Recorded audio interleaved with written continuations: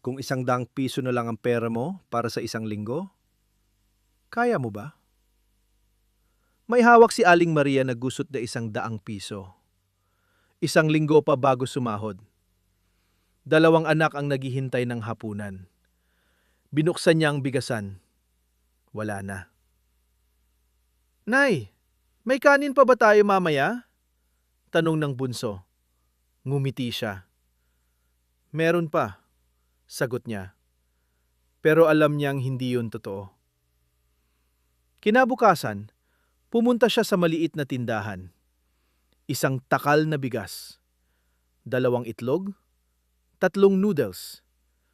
Pinagkasya niya ang 100 piso. Pag-uwi, niluto niya agad ang hapunan. Habang kumakain ng mga bata, tahimik lang siyang nakatingin. Ma, kain ka pa, sabi ng panganay. Busog na ako, sagot niya. Pero tubig lang ang laman ng tiyan niya. 4 na araw na ang lumipas. Halos wala nang natira. Habang naguhugas siya ng pinggan, naramdaman niyang nanghihina siya. Pero kailangan niyang maging matatag para sa mga anak niya. Biglang may kumatok sa pinto. Isang matandang lalaki ang nakatayo sa labas. Ma'am, naghahanap po ako ng maglilinis ng bahay. Kahit na yun lang, 300 po ang bayad. Parang hindi siya makapaniwala. 300. Para sa kanya, parang 1 milyong piso na yon. Tinanggap niya agad ang trabaho.